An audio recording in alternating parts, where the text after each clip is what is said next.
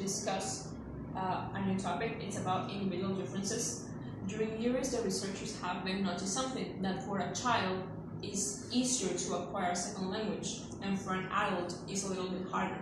That's why these individual differences help us to understand why for another people, for an adult, is easier or harder to acquire a language.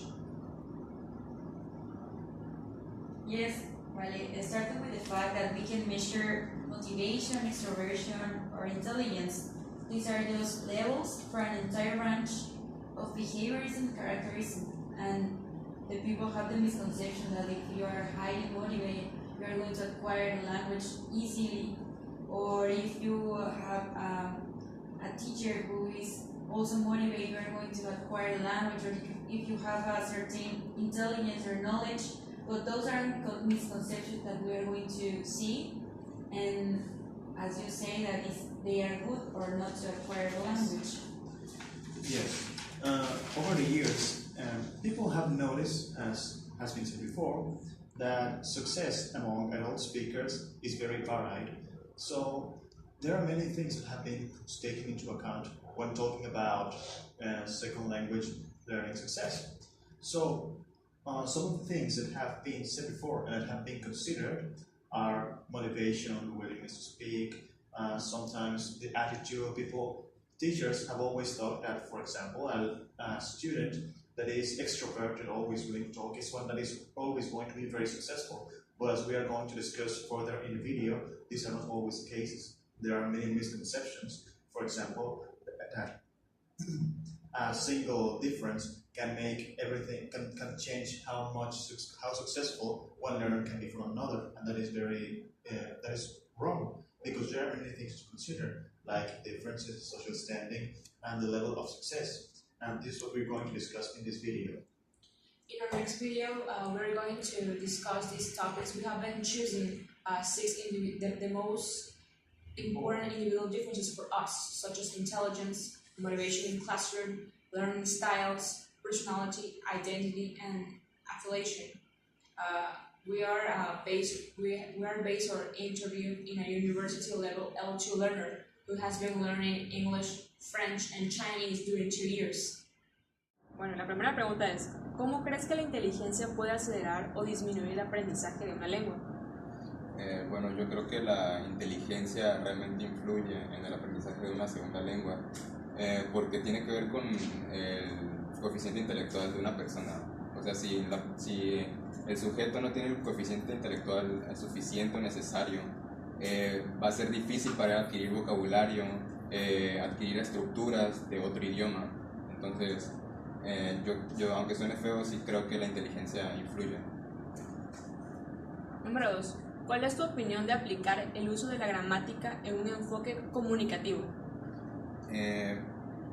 Bueno, pienso que en este caso, como es un enfoque comunicativo, pues no es necesario la explicación de la gramática o el uso de la gramática. Yo me centraría en la producción oral del alumno o en la producción oral del sujeto. O sea, primero lo más importante sería hacer que hable, hacer que la persona se exprese, y ya después me enfocaría en la gramática. Mi pregunta número 3. ¿En qué aspectos la motivación que tu maestro te ha proporcionado ha influido para que tengas un mejor desempeño? Bueno, tengo el ejemplo de mi maestro de chino en el SLA. Yo considero que chino es el idioma más difícil de los que yo he intentado aprender hasta ahora. Pero aunque sea difícil, el maestro utiliza muchísimos recursos didácticos. La manera en la que nos da su clase pareciera que él intenta hacer el chino mucho más fácil para nosotros. Y por otro lado, he tenido otros maestros en otros idiomas que realmente no se interesan en el aprendizaje de los alumnos. Y creo que si mi maestro de chino tuviera esta manera de ser como maestro, tuviera esta personalidad, yo ya hubiera dejado el idioma desde hace mucho tiempo. Y entonces creo que esa manera de motivarme me ha ayudado a seguir con el idioma. Muy bien. Pregunta número 4. ¿Cuál es tu estilo de aprendizaje? Mi estilo de aprendizaje es práctico. Yo necesito refiero a que el vocabulario, las estructuras, todo lo relacionado con mi aprendizaje dentro de los idiomas, yo necesito utilizarlo en la vida real, en mi vida cotidiana. Cada vez que aprendo un vocabulario nuevo, intento utilizarlo en mi casa, en el auto, a donde sea que vaya, intento practicarlo, porque es la manera en la que puedo aprenderlo. Es más difícil para mí memorizar o intentar ser visual, crear, no sé, gráficos o cosas para aprender. Yo necesito utilizarlo en la vida real. Pregunta número 5. ¿Qué aspectos de la personalidad crees que pueden ayudar a una persona para aprender un segundo idioma? Aspectos de la personalidad. Creo que hay dos factores, y siempre los he escuchado en muchísimas clases, porque los mencionan muchísimo los maestros, y son el autoestima y la confianza que uno tiene en sí mismo. Porque al aprender un segundo idioma, obviamente vas a tener que desenvolverte oralmente en ese idioma. Entonces, si tú no tienes confianza en tu pronunciación o en lo que realmente estás aprendiendo, si tú no tienes autoestima, va a ser muy difícil que te puedas desenvolver oralmente en el idioma. Y eso va a provocar que realmente no pronuncies bien o las personas no te entiendan o que evites en todo momento hablar. Entonces, creo que esos son los dos factores que más importantes en la personalidad. Pregunta número 6. ¿De qué manera el grupo social o las personas con las que te juntas influyen para aprender un segundo idioma? Bueno, en mi caso, dentro de mi círculo social, pues la mayoría de las personas son estudiantes que estudian la licenciatura en idiomas. Entonces ellos me apoyan muchísimo. Como ya mencioné en una de las anteriores preguntas, yo necesito practicar para poder mejorar en el idioma. Entonces, debido a que todos mis compañeros o el círculo social en donde estoy, pues estudian idiomas o estudian algo relacionado a la lingüística, practico con ellos. Cada momento me cuentan algo nuevo en inglés o algo nuevo en francés o un tema nuevo en chino o un tema nuevo en lingüística. Entonces, me ayudan mucho a mejorar de esa forma, practicando. Bien, gracias. As we saw at the previous interview, our student, for him, is very important the fact that intelligence may help to the acquire of a second language, but intelligence cannot determine that the fact that a person can or cannot acquire a second language. That's why. There's also intelligence is less important to the ability of communication and doesn't function with interaction. The student is quite right because he said that intelligence is used for learning vocabulary and grammar structures. But I have an example of a friend of mine that studied German, and he always is good at the grammar structures and the exams. He always got 10. When he was in Germany, in the context, in the environment, he never could pronounce any single word in German. So interaction, as I said, is not related to the intelligence, because for that reason, he knows the structure, but he never produced anything, because intelligence, as how we say, is not related to that. So for me, it's important being intelligent in terms of vocabulary and grammar structures, but interaction is another different thing. So what have we seen by the examples that have been provided so far? On the interview, the student that we interviewed had something to say about intelligence, which is that a high IQ can be very important for learning many structures, grammar, vocabulary, and many other technical things about the language. And there is a lot of truth to this, but what have we seen on the other hand by the example provided here? That a student that has all the tools, that has all the grammar, all the structures, the vocabulary, fails to communicate when faced against the L2 environment. What we see is that he is justified, our student, to think about this because many studies that have been made over the years have proved that higher IQ provides a better proficiency level according to the studies. However, they have a fundamental flaw in that these tests were specifically designed to measure vocabulary, language usage, and specific structures, and many other things that are very technical. And in this case, someone with a higher IQ will benefit from this. However, what this does not account for is for language production. And this is why a student with high grades cannot communicate as easily, because they don't have many other factors that have not been taken into account by this discussion or by the tests that have been made before. So this is why further into the video we're going to discuss other important aspects. Important because thanks to our learner beliefs, we can understand that as students we have wrong ideas about how a teacher should teach us a language, and also the teachers have wrong ideas about what we think about that.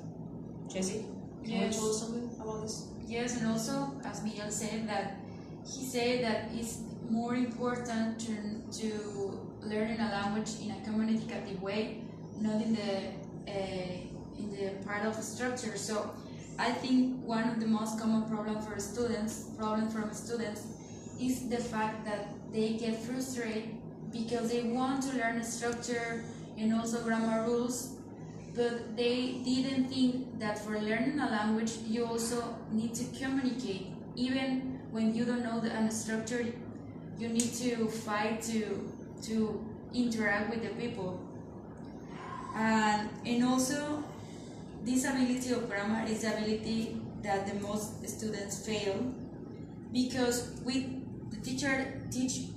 teachers know grammar, but they taught grammar and they don't put in a context the grammar, because you can know all the past tense and vocabulary and everything, but if you don't have the practice of how put this structure in a context, you get frustrated. And also students quit because they say that they're never going to use that or produce anything because they don't know how to put in a context.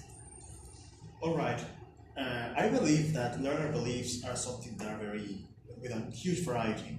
For example, many students might have different motivations or different intelligence, as we said before. But if there's every student always has an opinion of how he should be taught. Now, what the person we interviewed before said is that he prefers to learn in a communicative environment. He wants to focus on how to use his skills to communicate with others, and that is very good. And we have seen here that we kind of agree with that idea, but there is something else that I would like to add to counter this idea, because not all students think of it this way. For example, many studies have been made before, and according to the students themselves, they believe that it's not a matter of whether they want to learn grammar, it's when they want to do it. For example, as has been said here, many students would prefer that we focus on communicative environment to use those skills for practical uses. However, students also believe that grammar is very important, something that surprisingly has been noticed to contrast the belief of teachers. For example, some teachers on these studies, about only 50% believe that grammar is truly important. And students, more often than not, students are the ones that believe that it is important. They think that it needs to be taught later on, however, because they need to learn how to use the language.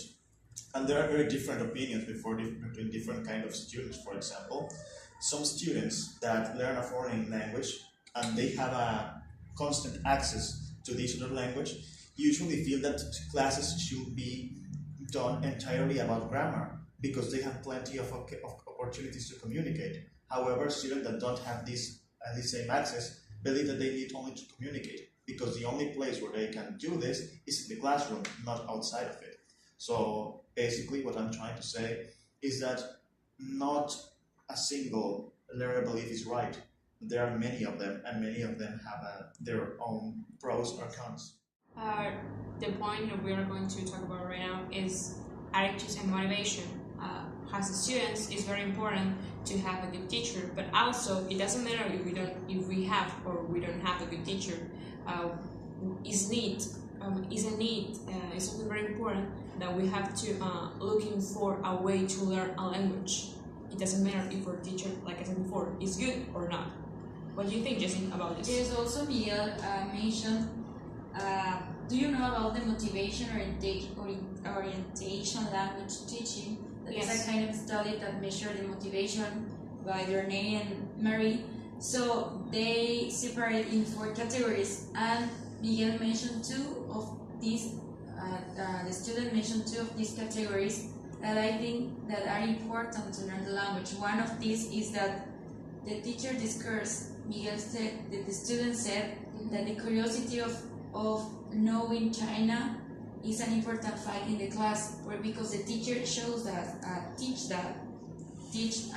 cultures aspects, and also the participation structure that he said that the method that the way that the teacher make the class, like they put in a team or with a single partner or alone, that embrace the motivation and the competition of the student to know the language. And also, I think in the university there are a lot of teachers that thought in that way. So those are the teachers that people wants to learn the language, and it's not a matter of if you are more interested or not. I think it's highly related the motivation of the motivation of the teacher with the student, but of course the motivation is becomes It's with our inside- attitude. inside, I mean, yes. how we try to learn our language, because in my own experience, I have had very bad French teachers.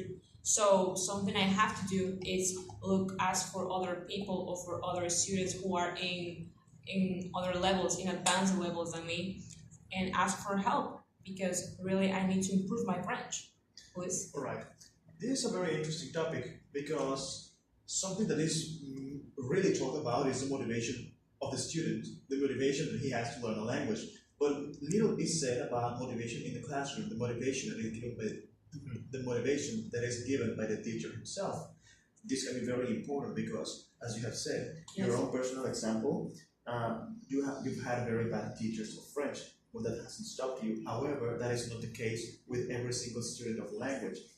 Many students might have a mild interest in a language, but an environment in which the teacher does not give the appropriate motivation may discourage students from taking the path. Again, not many students have been made about this, and usually people usually think that this is not as important. But I think that it is something that we should really look into, to really investigate, because as possible future teacher, this is something that really concerns us, and we need to look forward to better ways to improve the language acquisition and motivation of our future students. Now we're going to talk about the learning styles. For us, as a student of language, it's very important the learning styles. Why? Because we learn a specific language in a very particular way. For example, Jessie here, she learns German or English. She need to write in a notebook all the new words that she has been practicing or she's going to learn. But we have other students like Luis that they are more visual. So the important here in this topic are two important words: the independent, or in the learners who feel independent, and the other learners who feel dependent. Why? Because the ones who are dependent are those who need to put all the knowledge that they have been acquired in context, and obviously those who are independent don't need to do that. Jessie, can you tell us something about this? Yes, also I think we think that we know our learning styles because we made a test online or something, or we think that we are visual or we are more auditive. But I think a learning style, you discover your learning style, but feeling independent depends of how you acquire the new language. As Miguel said, you asked to the student, and he said that his method is not doesn't benefit other people, because he said that he can just learn in that way. And for me, that method never functioned, because for me it's not good to practice with other people because I think they are not going to give me the proper feedback. So for me, as you said, it's better to write and I correct my mistakes. So I think there are different learner styles, and so you need to define which are your style because you can just focus on one single learning style. All right, I would like to point out what our student said during his interview. It is that his cognitive process is more dependent of his field.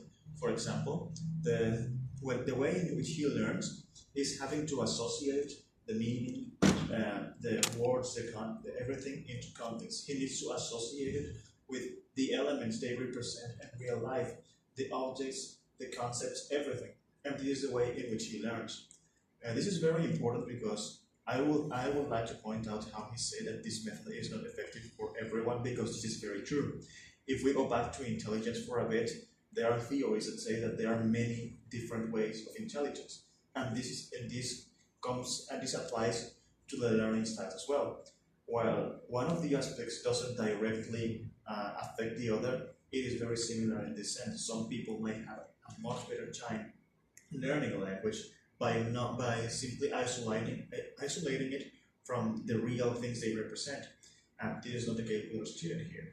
This is something very important to take into account because as someone that needs to teach somebody else a language, we need to be aware of what are the best methods for every one of our students because they may be similar or they may be different. When we're trying to learn a language, our personality has a big influence, has a lot of influence in the way that we learn that language. Why? Because there are some people who are extrovert and those who are introvert. Sometimes there are people who feel more confidence when they're going to talk in another language. That is something very important. Why? Because they take the risk of start speaking, and that help them. Why? Because even when they make a lot of mistakes, those mistakes help them to improve their self-confidence. And another important aspect is that sometimes there are people who that do not have enough self-esteem or confidence, and that's why it's harder for them start to speak a new language. I want to mention something that the students say that there are some people that is not good at grammar structures, but this person is a communicative. Yes. Always, and as you said that it doesn't matter for that person that he or she commit mistakes. So I think it's something about self-confidence but the case of the people that doesn't like to speak, that doesn't mean that those people doesn't know anything. Does it have anything to do with inhibition? Yes, I'm going to talk about that inhibition, that there is a study that said that if you took in a quantity of alcohol, you are going to have all that stimulus that you don't have when you are the person that you used to be. And that happened to me when I was in Germany and I lost my pocket. Your wallet. I lost Your my wallet. I lost my wallet, and I was like, not wrong, but I was with one beer. So for me, speaking German is difficult because there are a lot of things about the pronunciation and structures. So in that moment, I think the necessity and also the alcohol makes me to produce a lot of language. And I say because a friend of mine said to me that always that I produced was good, it was okay, and was higher than the level that I usually have. So inhibition makes the people who usually don't do the things that they are usually, but with beer, It's better. I mean, you do yes, better. do better. All right. It is something very interesting because something that we mentioned earlier when we started talking about this subject was that many teachers believe that extrovert students are always successful with language learners. But However, all the time, right? that's the thing. The reason that people started looking more into personality was because in many cases, students that didn't have any special kind of extrovert properties of these kind of people had a very good a very high success rate when it comes to learning a second language, which led researchers to think what other factors are there to consider. There is elevation, as has been said before, but there is something else, this anxiety. It's usually considered to be one of the most negative emotions, which keeps people from trying to communicate. However, not all these feelings of anxiety are bad, which is why some researchers prefer to use the term tension. Tension, yes. Tension. For example, in just the right dose, tension might make the student remain more alert and more ready to receive the information and communicate back, which is also a very positive thing. There are many other factors. For example, the willingness to talk. This is when a person that has that feels confident in his skills may be more prone to find people to talk with. Again, this is something very difficult to talk about because many people believe that these personality traits do not affect as much as language learning as communicative skills. For example, somebody that doesn't have a very good level of a language may be able to communicate better even if he lacks some of the tools because he has better skills when it comes to communication. Again, this is a subject that hasn't been researched deeply. It only very recently began some development and most studies have been quantitative.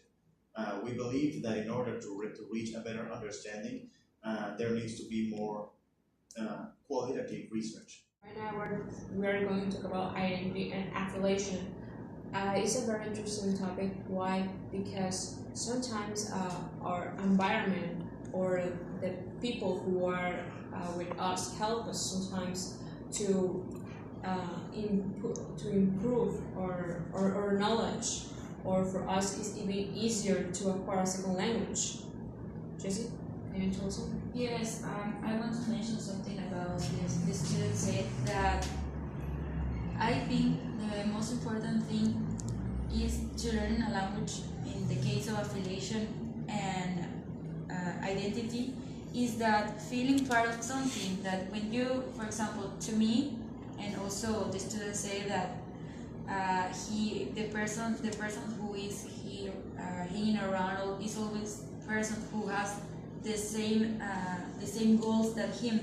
So I want to say an example that comes from me. For example, when I feel comfortable in a classroom with the students and also the teacher, and we have a good environment, I'm always I don't care about the mistakes that I commit because I feel comfortable and I don't feel shy to produce anything, and I give my opinion that happened with another groups that also I know that someone is not a good person or someone doesn't like me, that I feel that pressure and get anxious that to produce anything because I don't feel identified with this group.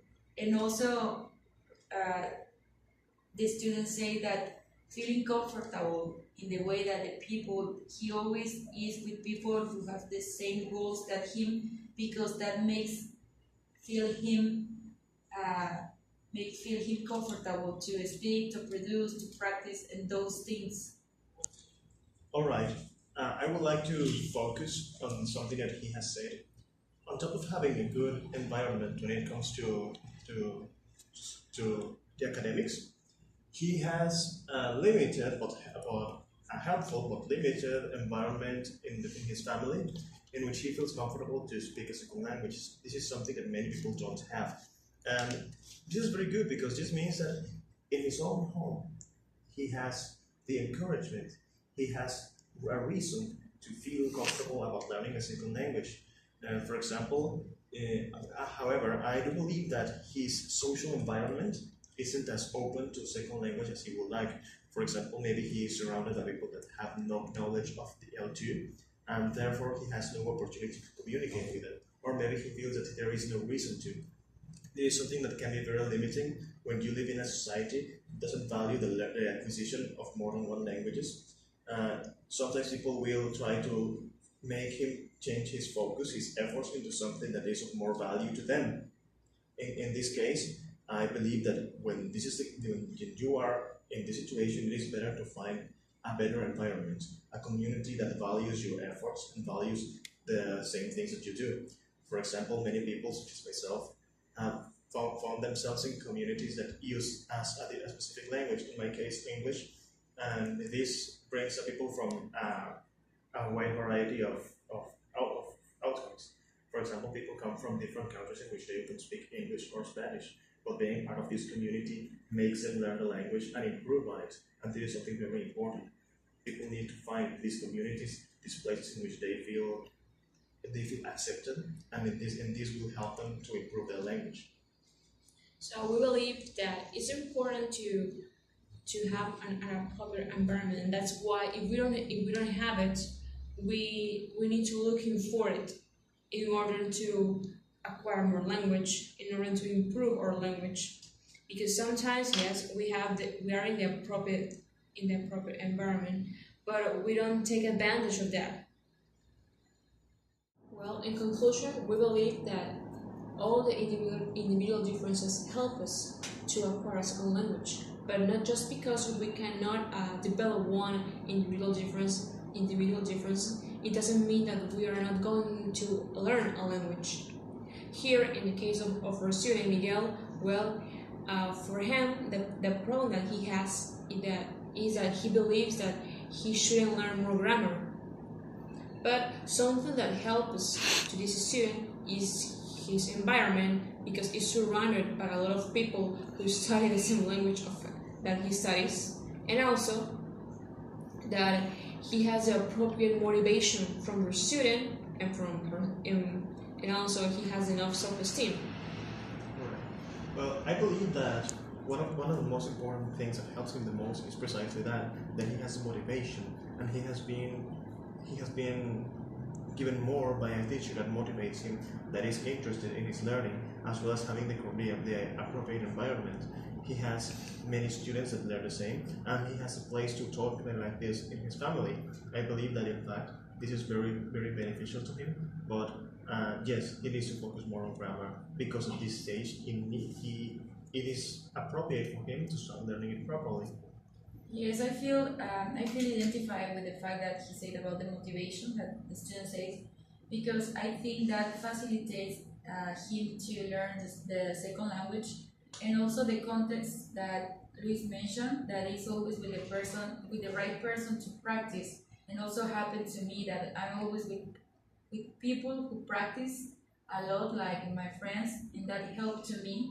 So that I think that the motivation and the environment facilitate him to learn the language, but also the fact that you mentioned, that the fact that thinks that the grammar is not important maybe hinder the learn. Well, this is my partner, Luis Ángel Méndez Martínez, my pal Jessica Gutierrez Obeta, and I am Aisna Valentina Aguilar Montes de Oca. So this has been all for this video, and thanks for watching us.